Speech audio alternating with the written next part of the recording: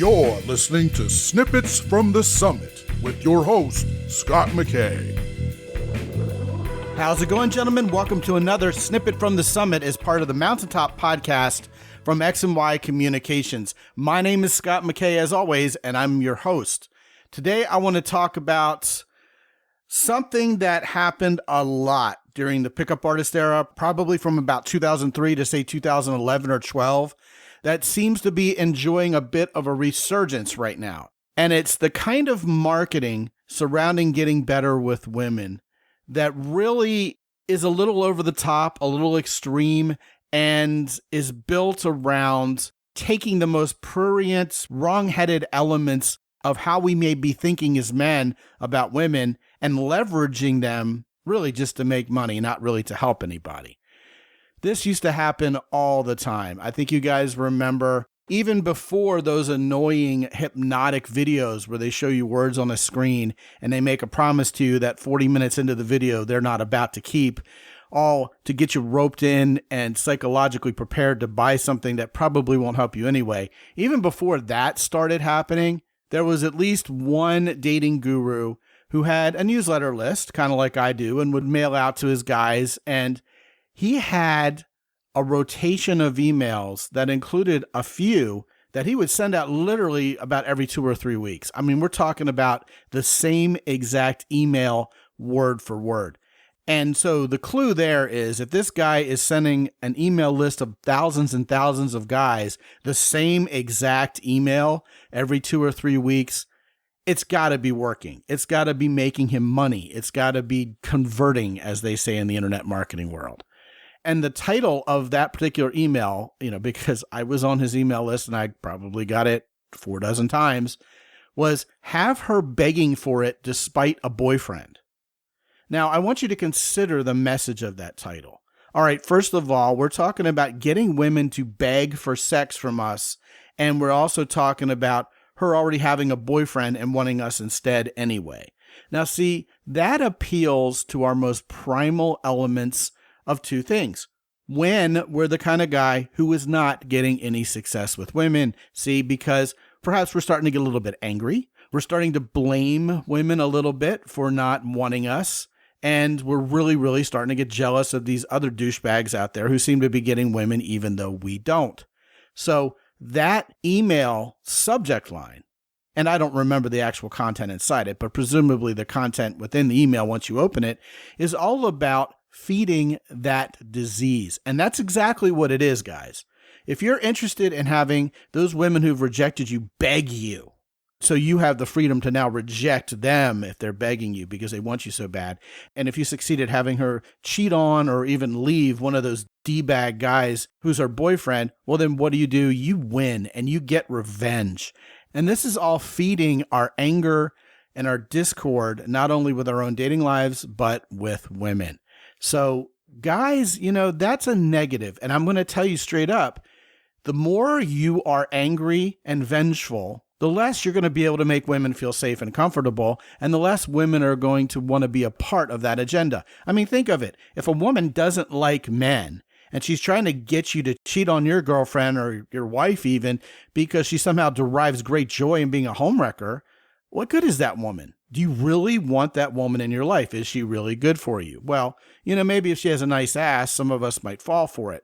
But I'm telling you, as a man, getting a woman to beg for it despite a boyfriend is a pretty messed up goal. And it's not a mindset that, if you hold it, is going to be attractive to the kind of women you really want. And there's another factor that's starting to creep back into the marketing ploys you see trying to get us as men to get better with women. And it's fear-based. And what it does is it triggers one of your deepest fears, and the next thing you know, you're falling for a cheap psychological trick.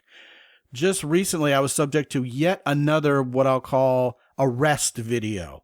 Well, all I did was talk to this woman, and the next thing you know, the police are arresting me, and I'm writing this from jail because I tried to talk to a woman, I approached her, and the next thing you know, that's apparently illegal, and I'm being charged with sexual harassment or even sexual assault because I talked to a woman. And then what's the solution for this? Well, gee, if you would have known what you were doing, you would have whispered 4 little words into her ear instead that made her, want to leave the grocery store right now and go to a hotel with you and bang your brains out. Guys, it doesn't make any sense.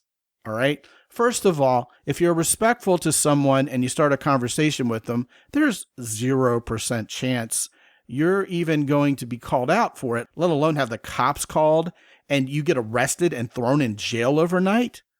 It's not the first time we've seen this sort of video. What this does is it preys on men's fears of approaching women, bothering them, getting rejected by them, and plays out the worst case scenario just to get you really, really antsy and to really drive those emotions, right? You're afraid. Well, we as men don't like feeling afraid, so let me give you this easy button example that will cure this forever. Well, first of all, that's not reasonable at all. There is no easy button for you to be able to go out and meet women and make them attracted to you wildly immediately. It's all about deserving what you want, right? It's all about being the kind of man who attracts women, which is what we talk about all the time around here. That's what's real, okay? The easy button is something that's starting to come back into vogue with men's dating advice because, well, it's a marketing ploy that works. None of what the problem is your fault. All you have to do is this one simple thing and you will get massive results. You see it in weight loss, eat what you want, eat pizza and ice cream, and you'll still lose 20 pounds a week. I saw an email one time that said lose 30 pounds by tomorrow morning, and I'm sure a lot of people opened it. Now, were people drawn in for their desperation to lose weight enough to buy whatever product that was behind it? Who knows? All I know is it's cheap, it's dirty marketing, it doesn't work, it's unreasonable, and yet it's starting to see a resurgence in men's dating advice.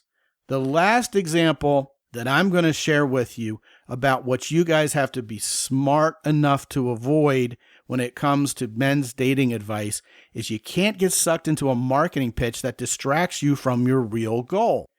One time I was talking to a guy about coaching, and he said he was either going to hire me to be his coach because he wanted to get better with women, one-on-one, okay? That I was going to work with him, to get over his approach anxiety, to meet women, to succeed where there were no women in his life.